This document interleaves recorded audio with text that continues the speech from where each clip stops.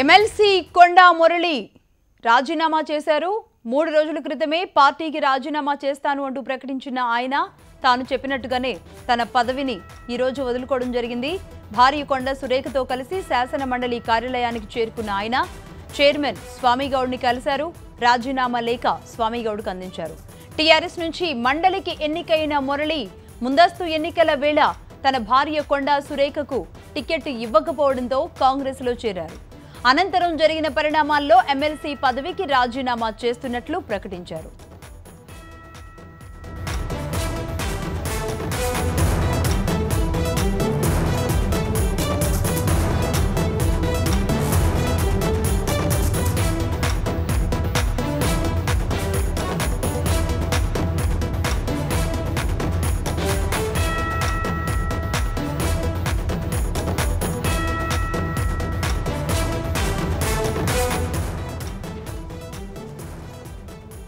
తమకు పదవుల కంటే ప్రజా సంక్షేమమే ముఖ్యమంటున్నారు ఎమ్మెల్సీ కొండా మురళి. రాజకీయ నైతిక విలువల కోసమే తాను ఎమ్మెల్సీ పదవికి రాజీనామా చేశానంటున్నారు. రాజకీయ విలువలతోనే తన పయనం సాగుతోందని చెబుతున్న కొండా మురళితో మా ప్రతినిధి ఏవై స్వామి ఫేస్ టు ఫేస్.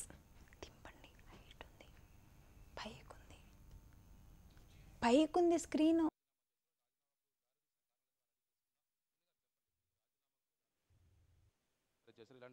మీరు రాజీనామా చేశారు. ఈరోజు నోటీస్ జారీ చేయకముందే నేను లోగడనే మొదలే చెప్పడం జరిగిందండి. నేను నైతిక విలువల మనిషిని. ఈరోజు మిగతా ఎవరైతే జాతీయ పార్టీలో వాళ్ళు బీఫామ్ కూడా ఇవ్వకుండా ఆ రోజు నన్ను ఏకగ్రీవంగా వరంగల్ జిల్లా ప్రజలు గెలిపించుకోవడం జరిగింది. కాబట్టి ఈరోజు కూడా ఒకటే మాట చెప్తున్నా, నైతిక విలువలకు కట్టుబడి నేను వచ్చి రాజీనామా చేయడం జరిగింది. మీతో పాటు గతంలో చాలామంది కూడా కాంగ్రెస్ పార్టీకి వచ్చారు, వారందరి మీద నోటీసులు ఇచ్చారు. గతంలో కూడా అనేక నోటీసులు ఇచ్చినప్పుడు ఎవరి మీద చర్యలు తీసుకోండి, ఇప్పుడు ఇమీడియట్గా మీ మీద నోటీసులు జారీ చేయడం ఏదో చూస్తున్నారు. ఈరోజు అదే చెప్తున్నా కదా, ఈరోజు ఆకుల లలిత గారు కానీ మిగతా వాళ్ళు కాంగ్రెస్ పార్టీని విలీనం చేసినట్టు ఒక అనైతిక చర్య చేపట్టడం జరిగింది ఇలా టీఆర్ఎస్ ప్రభుత్వం.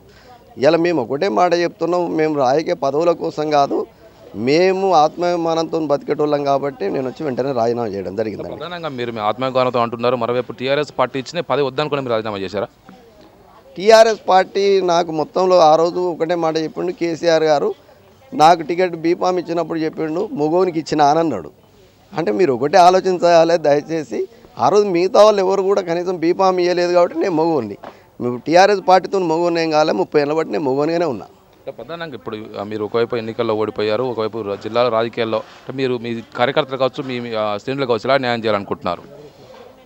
ఈరోజు కూడా కొండా మురళి పదవులతోనే రాజకీయాలు చేయలేదండి. ఈరోజు కూడా కొండా మురళి అక్కడ నేను నిజాయితీ పరుణ్ణి కాబట్టి, నేను ఎక్కడ కూడా పైసలు తిన్నా కాబట్టి ఏ అధికారైనా కూడా నా మాట వింటాడు, నిజాయితీగా పనిచేస్తాను కాబట్టి కంపల్సరీగా ఇలా నేను కార్యకర్తలను కాపాడుకునే కార్యక్రమం చేస్తాను. రానున్న రోజుల్లో ప్రభుత్వం నుంచి మీకు ఇబ్బంది ఎదుర్కొనుకుంటున్నారా? మీకు ఎలాంటి ఇబ్బంది అనుకుంటున్నారు? కంపల్సరీగా ఇబ్బంది ఎదుర్కొనే కార్యక్రమం ఉంటుంది. ఎందుకంటే అక్కడ ఒక నీచ రాజకీయమైన దయాకర్ రావు ఉన్నాడు ఎదురుగా. ఇలా వాళ్ళందరూ కలిసి కూడా కంపల్సరీ మీద మా మీద కుట్ర పన్నుతారు. దాన్ని కూడా నిర్భయంగా ఎదుర్కొంటా. నా సెక్యూరిటీ విషయంలో కూడా ఇటువంటిది ఏదైనా డౌట్ వచ్చేది ఉంటే నేను కోర్టుకు పోయి తీసుకోవడం జరుగుతుంది. చూస్తున్నాను, ఖచ్చితంగా తను రానున్న రోజుల్లో ప్రజల్లో ఉంటూ తన అభిమానులను కార్యకర్తలను కాపాడుకుంటూ ప్రభుత్వం నుంచి ఎన్ని ఇబ్బందులు ఎదురైనా కూడా ముందుకెళ్తానని చెప్పేసి కొండా మురళి అంటున్నారు. కెమెరామెన్ శ్రీశైలంతో ఏవై స్వామి, HM TV, హైదరాబాద్.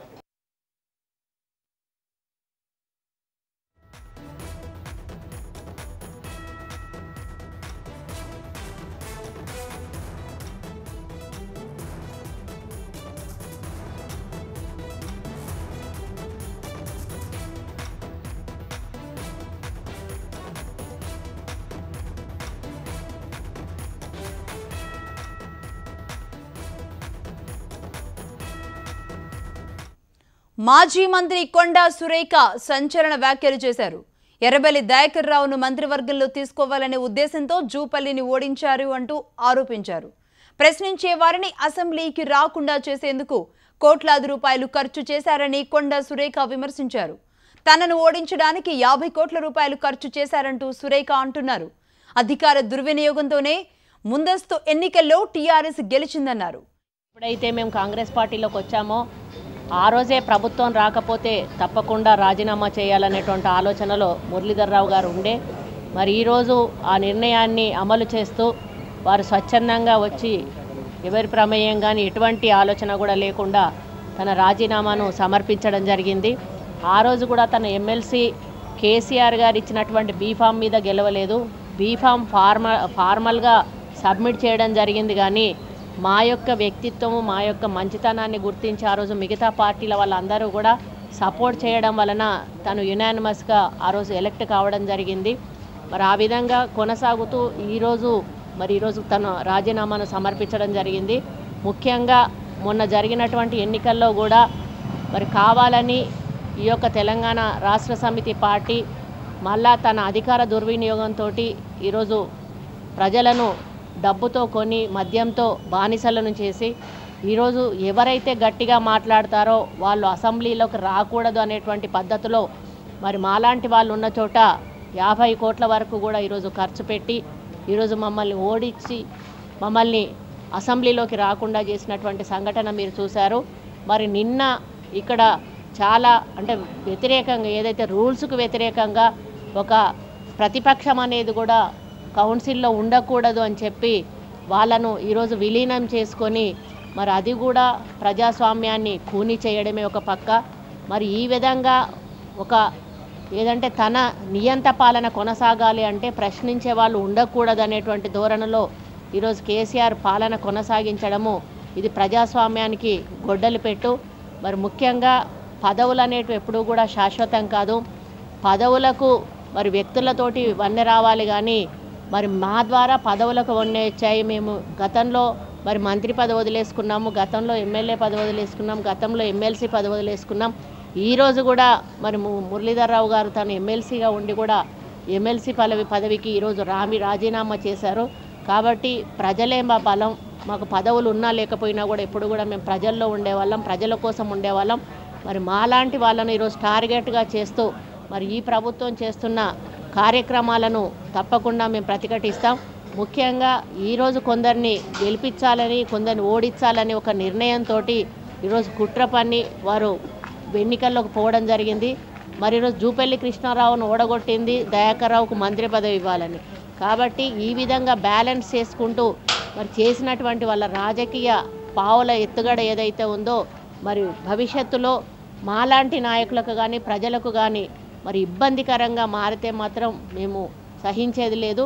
కాబట్టి ప్రజాస్వామ్య పద్ధతిలో మీరు పరిపాలన కొనసాగించండి, ప్రజలకు ఇచ్చిన హామీలను నెరవేర్చండి, తెలంగాణ రాష్ట్ర అభివృద్ధి కోసం కృషి చేయండి, నిరుపేదల జీవితాల్లో వెలుగులు తీసుకురండి, మరి బంగారు తెలంగాణ నిర్మాణాన్ని చేయండి. కానీ కేవలం మీ కుటుంబం, మీ పదవులు, మీ అధికారం, మరి మీ యొక్క పెత్తనం అనేటువంటి అంశాన్ని పక్కన పెట్టి మరి ప్రజాస్వామ్యాన్ని పరిపాలించే దిశగా, ప్రజాస్వామ్య పద్ధతిలో తెలంగాణను పరిపాలించే దిశగా ముందుకు పోవాలని కోరుకుంటూ మరి మా యొక్క రాజీనామాను ఆమోదించాలని చెప్పి కోరడం జరిగింది.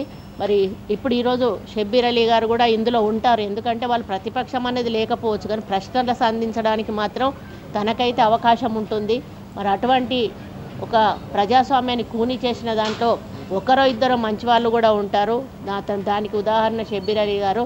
కాబట్టి మీరందరూ కూడా ఈరోజు వాళ్ళు ఎమ్మెల్సీలు అందరూ కూడా కండువాళ్ళు కప్పుకున్నారు. మా అప్పుడు ఎమ్మెల్యేలు దాదాపు 4 సంవత్సరాలు కూడా కాంగ్రెస్ నుంచి టీడీపీ నుంచి వచ్చారు. వాళ్ళ మీద ఎటువంటి చర్యలు లేవు, ఎటువంటి షోకాజులు లేవు. మరి లాస్ట్ టైము మా హస్బెండ్తో ఉన్న వాళ్ళందరూ కూడా ఎమ్మెల్సీలు చాలామంది కూడా టీఆర్ఎస్లోకి వెళ్ళారు. అప్పుడు కూడా ఏ షోకాజులు కూడా లేవు. మరి నిన్న వాళ్లకు 4 ఇచ్చారు ఒక విలీన పత్రం. మరి వాళ్ళ మీద ఎటువంటి షోకాజులు లేవు.